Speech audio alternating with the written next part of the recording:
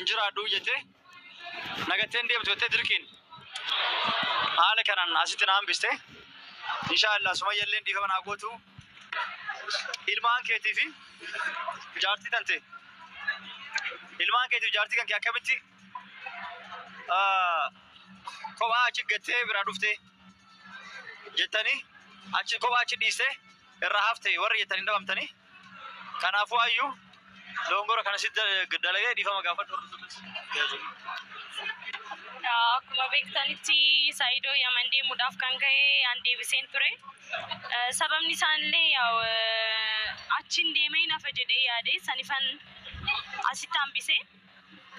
Garummoo Sumayyaa ani sirra hambisuuf yookaan ijoollee isaa akka ilaalle akkasiin ilaalle gochuuf barbaade osoo hin taane achumaan hafee bada jedhee waan yaadeef akkas godhe. Isaan immoo dhiifama guddaan gaafadha. Ummata koollee sirriitti dhiifaman gaafadha. Akkanatti dheekkamtan sirriitti nan beeka. Komantii jalaan seenee ilaalaan ture. Baay'ee dheekkamtanii jirtu. Dhiifaman isin gaafadha. Sumayyaa dhiifama guddaa. Saayidoo waan kun badinatti hin fakkaatu baay'ee isiin si deebisuun kun eerpoortii irraa isiin akkas si deebisuun wanti sun hundi bahee gabaasisan hunda bahamee booda deebitee dhuftee guyyaa irraa kana nu garsiisuun kuni gatii majaalalaaf kafalamu malee waan biraati miti natti fakkaata. Otoo si jibbiti ta'ee nama jibban bar guyyaa tokko wajjin bira diban fuulduruma bira ta'anii bishaan hin dhuganii akkasii mire wayiin sobe. An jaalalaaf illee kafaloo osoo hin ta'in lubbuu isii baraa dhufan. Sigale jaalalaaf jaalalli isin marachoo osoo hin ta'in ilmaan dhiisee ka deebi'eef lubbuma isii baraa dhufe argite. Ati barnaa gala isiin siin jedha bar isii wanti san gootuu fi wanti kana hunda raawwatteef yeroo hunda garuu ana kiyyatti kuni hundi jaalalatti fakkaatu. Yoo dhugaan na jaalatte ilmaan siyaas jaalachuu qabdi. Yoo dhugaan na jaalatte jaartii taanis jaalachuu qabdi. Amma bar jibba miti Saayidoo kiyya yeroo tokko akkam waan sharri ilmaan irraa naan biste seemuun. Akkam taasisti fakkaate. Shamarran yeroo baay'ee gaafa ilmoo dhalan kanatti naaf beekta abbaa warraa isaanii fi ilmoo gidduu jechuudha. Gaafa abbaan warraa isaanii yeroo baay'ee gara ilma isaaniitti gara ilma isaatti gara intala isaatti yeroo hunda yoo alaa galu yoo maal jedhu ilma isaanii gaafata taanaane waan isaan itti dhiisee fakkaata waan isaan hin jaalanneetti fakkaata.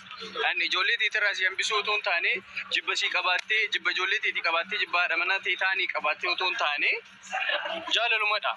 Nama jaalannu tokko akka namuun waliin qoodatuun feenu kana ni beekta jedhee yaadaanis jechuudha.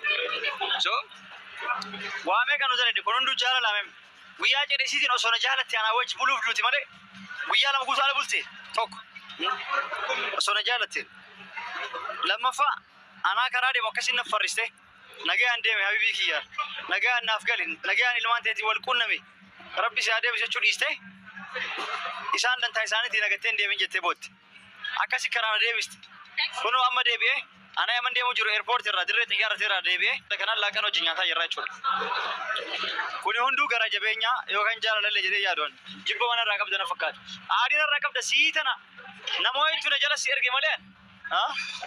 Sumayyaa lalaanii dantaa isaaniitiin jennu ani jedhullee maaliif ani amma si caalaa ijoollee keetiif na yaada maaliif abbaa isaanii arguu qabu abbaa isaanii malee akka guddatan hin barbaadu. Kanarraaf immoo haadha manaa isa duraa isaatii nan beeka. Garummoo anis bakka waan isa jaaladhuuf achumaan badee hafaa kan jiru san yaadeeti malee akka sirraa hafuu fi ijoollee kee akka hin ilaalleef miti. Kanammoo ifama guddaan si gaafadha ifama guddaa kanaafan achumaan ina fajee waan yaadeef qofa hambisee malee waan biraatiif miti. Saayidoo wanni hordoftoonni keenyas waan beekuu qabanii beeku jedhee yaada normaalii hordoftu baay'ee namatti tolan qabdi. Hordoftoonni kan kee baay'ee warra baratan warra waa beekan warra waan hunda adda baasaniiti beekani yeroo baay'ee viidiyoo keenya jala seeneen koomentii keenya nan dubbisaa maal nan ilaala waan jiru hunda isaa naman jaalladhu an akka kiyyaatti jechuudha. Ijaanuu gaafa na jalaa ilaalan itti aara itti hinaafa miti na biraa deemee baargama ceehee bakka biraa qee waan akkas ta'uu mitiiti ijumaanuu yoo na jalaa maaliif ilaalaniin jedhaan argattee Saayidoo. So akkuma si feetu akkuma si jaalattu akkuma si yaaddu ta'a malee daba miti wanti sun hundi wanti ta'ame sun guutuun isaa jechuudha. Ani maal badiin takka yoo baddi maal anaatu wanti jedhamaa ture mima Namni hundaanaatti iyyaa tureemi, namni hundaanaatti quba qabaa tureemi, gurbaa san baasi, gurbaa sanarraa shira gurbaa sanii dhiisi. Tokkofa beekamaadha. Ati CVC maa namoota jalqabumarraa ergee. Yookaan warra kennatti aarii qabutuyyuu isin ergee jira. Na isin yaala jala isin bite. Yoo malee lafaa kaatanii waan kana itti nanneenye. Of duraaf mee ilmoo itti gaafa ilmoo bira geette moo waan dhufuudhaan lakaa? Wanni akkasii yoo mata kaa'uun jiru. Kanuma ilaallu ta'a normaali. Rabbi gidduu teenyas gidduu teessanii isaan dhageessu. Ammaa wanti akkasii hin jiru. Nuti ergama addaas qabannee waan biraas qabannee hin deemnu si biraas hin dhufne. Maybe yeroo tokko ani isiidhaan nan morma. Waan wajjin guddadheef haa ta'u, akkuma obboleettii kiyyaatti si haa ilaaluuf haa ta'u, yookaan jaalala dur darbite saniif haa ta'u amma kaasuun fedhu dhiifamallee naa godhi. Maybe saniif haa ta'u hin beeku. Gaafasii waa kaastu duran dhaabata maal wanti sun kana si jechisiisuu ta'a mala. Anis waan gochaa tureef waan jechaa tureef jechoota koo irratti maal moo jaalalumni keessan akkas goruuf malee gadi yaadee miti anis atiis dhiifama naa godhi.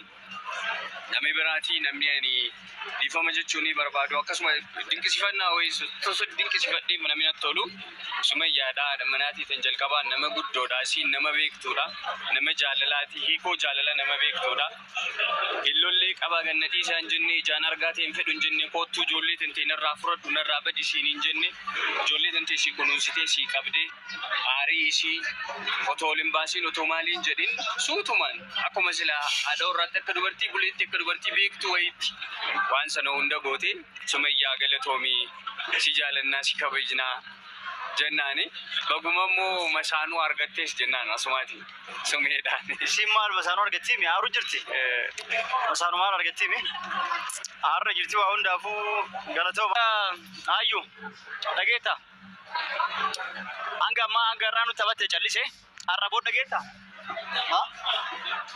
Akkuma sumayyaanuu jette kilooraksii moo barakiinaa tallaajaa keessa moo firiijii keessa kaayatte dubbii ufajjesetti san argiteemi osoo jeerikaanii nu kaayatte amma har'a booda osoo atuu dhuydee duutee qabri keessa jiraatte sin amanuwan amma booda dhageetta sumayyaa dhiifama naa godhi warrootatti kiyyalee dhiifama naa godha yeroo gabaabaa keessatti hin dhagaa inshaallah biratti hin deebi'a yaa'u tikeetti mikii kasaara achi ni deebi'aa ni dhagaa kanaafuu hayyuun badii guddaa ta'e beekamaadha.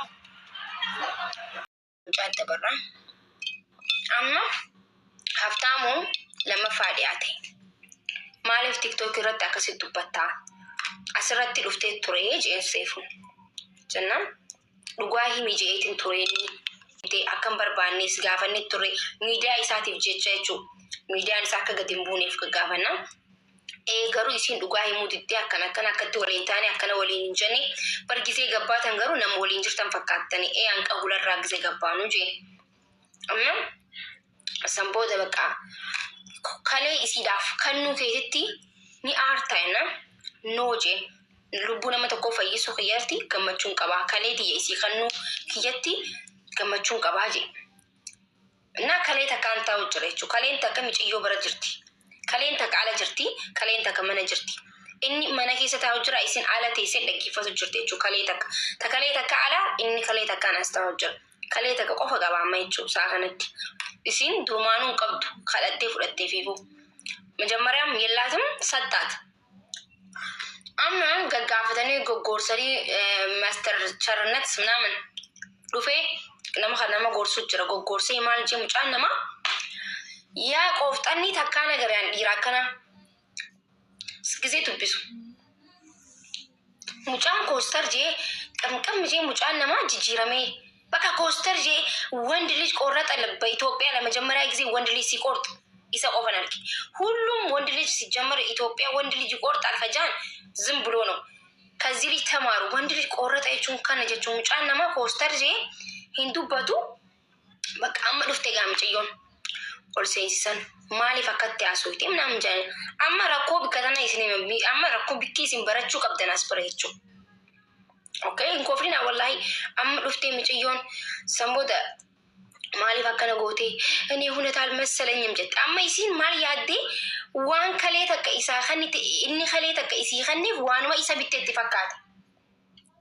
waan isa bitte bakka jechuun garuu hin deemu kalee takka jaala hanqanaan naa qaba hanqa kalee takko baasee naa kannuu qaba karuu hin deemu waan jaamuutti dhagaa malee isa kaaddeeti miti. Isa dhiisteeti miti. Karuu hin deemuutu akkanisi godhe. Osoo kalee lama qabaatu baatullee hin deema jechuun nam tokko jechoota badaa yoo ittiin isinii garee amma dhuftee egaa akkana seeni dhugaan seen suutee ittiti qalabatii isaa sirra jiru laaltii isin kaayyattee dhuftee akkana jettee laaltii bakka akkana lallaalsan booda dhiifama gaafadhu jedhamte. Miilarra kuftee dhiifama gaafate abbaa hiqqirtaa. Attaaqfanyam jettiin akka kalee seetee jechuu. Mucaan kostar. Kayina raajaan akka suuta jee. Attaaqfanyam abbaa ittiin waa takka mucaan nama dindin qofur mucaan nama dhakaatee siidaa jeen siidaa seetuma ta'e kuni dhiiga keenya qabaachuun oolu gisee shakku jechuu. Dhiiga keenya qabaachuun oolu dindin jee waa takka dhagamu siiduma dabalee jeen bakka mucaan kun I don't know beene dhiiga keenya qabaachuun oolu. Mucaan gogogee gamanan jiru qab kostar jee jechuu. Wallaahi dhugan baanaan bara qoratamuu qabu mucaan kun jechuun nutti bee. Nuti ilmaan Oromoo wal yoo kutanne bara. Garagallee bara. Akkanuma taa'ee miciyyoon boochii akkasitti lafaa kaasanii teesse. Sanbooda ምን አይነት ስሜት ይሰማሃል በዚህ ሰዓት ጄን ከነ jechuun amma saa kana maaltu si dhagaamaa jeen seefuun jennaan wuxaa ይለኛል ጄን በይ ናንጃ ኢንተርቪው ከነ mana kana gadhiisi በይ ናንጃ ነን ማስተር ቸርነት ቃልች ብረታ ከነት ሆጡሜ ጀላሲ ኪጄ ምጭዮ ጀላሲሴ አከት ምጭዮ በቃ ቆጫምቴ ቦች ሙጫን ገረገሌ ትውላል ገረገሌ jechuun ምንም ነገር ዞር ብሎ አላያትም። በቃ ደገው ዲዴን ወሊን ጅራና ወሊን በቃ ኢልሞ ጃለታ ኢልሞ ሰን በቃ እኔም አነከነ ሴኒ አከነ ሚዲያ ረባህሜ ዋንቲ ዲልኩኛ ሶማን ሴኒ በቃ ዋሄዱ ጀቴ ደገው ዲዴ ቆርጦ ቆረጣ ሄደ ተፈጸመ ዱቢን አማ ተፈጸመ። አሁን ልጅቷ ላይ ለመልስ መሰለኝ አሁን ባለ ታሪኳ ባለ ኩላሊቷ ላይ ለመልስ አማ ጋምጪዮን ቆጫንቲ ሙጫን አማ አዝብረት የኢትዮጵያ ህዝብ የሰራውን ጉድ እየሄዱ ኮመንት ጀለቴ ማኒ ሙጫህን እኔ አገባሃለሁ እኔ አሜሪካን ያለሁት እኔ አገባሃለሁ ጃይን ልጁ ጣሪያ ነካ። አሁንም እውነት ከተናገር ልጁም ጣሪያ ነክቷል በዚህ ሰዓት ላይ ሙጫን አማ ዱበርቲን ሄዱንኩን አከጀለቦች በቃ የእውነተኛ ፍቅር ስፈልግ ነበር እኔ ቤት አለኝ እኔ እንትን አለኝ እኔ ዶላር አለኝ ጀት ኮመንት ጀለቴ የምትጀቹ እኔ እንትን አለኝ ሙጫናማ ሀፍታሚት ይጅራል ዱበርቶኒ ባልታዛር ታኒ ይጅራል ኢትዮጵያ ከሰተማ ድርጅቲን ካኔ ፋራ ከደወሌ ሙጫሃነ ገለቶ ሚጃን የሮ ከነቲ ነማከና ነመጃለላፍ ከሌ ከኒ አከሱመሞ በደለሜ ለፋቂ ጀለሜ ሙጫን ቶፒክ ተጀረቹ ቲክቶክ ፌስቡክ ምናምን ረቲ በቃ ሙጫን ዋጃባ ከሰሰየቹ ምጭዮን ቱራማ ራሷን ትገላለች ብዬ በኔ ጢንጠላ ከያን ሶዳቻ አንጀ ቢኮዝ ኦሶ ያቲን ኩንቴ ኦሶ ያቲን ኩንቴ ሲኒገሌ አማ የኢትዮጵያ ህዝብ ያጠፋው ትልቅ ችግር ምንድነው? ወደ ልጁን ያደሉት እንዳለ ልጅቷን ተረሳች። በዚህ ጋር ስለ ልጅቷ መወራት አለበት። በቃ ልጅቷ ስሜታዊ ሆናለች፣ ተሳስታለች። ኩላሊት የሚያክል ነገር ከሰጠ በኋላ በቃ ተጎርቷል። ግን የዚህ ልጅ እጣ ፋንታ ምንድነው የሚሆነው ብሎ ያሰበ የለም። እቺ ልጅ አሁን በዚህ ሰዓት ሙሉ ነገሯ ተጨለመባት። በቃ ኩላሊቷን የሱን ኩላሊት ስታገኝ የገዛችውን የመሰላት የትም ማሄር ነው የመሰላት እንጂ ጠልታው አይደለም። አከነደጋሙቲ ጂቢቴ ኦሶ ሂንተይን በቃ ከሬና ከኔ ጅረም ጫንኩኒ አከም ፈሬ ጎዱኒ እንደንዳ ነዲሴ ሂንቴም ዋንጅ ለሙረ ያዴት ይመሪ ነዲሴ ዲሜቴ ያን አማ ምጮንቱኒ ሙጫንኩኒ ምጮን ገበያ ባስቴ ጅርቲፍ ተቆፋ ከኔ ፍለቴ namni biraa takka kaleen bitaa feettinuma kalee biteetiin ኩላሊት ገዝቼለት አገባዋለሁ የምትል አንድ ባለ ታሪክ አለች እዚህ ቲክታክ ላይ አሜሪካን ያለችው መሰለኝ። ጥርሷ ፍንጭት ናት። ኩላሊት ገዛለው ብላለች። እሱንም መጨረሻው እናያለን። እና አከስቲ ዱቢን ዱመቴ ምጭዮን ኩኑ አከስቲ ከስታቴ ሙጫ ሚዲያ ረት ፊደኒ ሀሱ ይሳ ጀራን አማ ከሰከሰ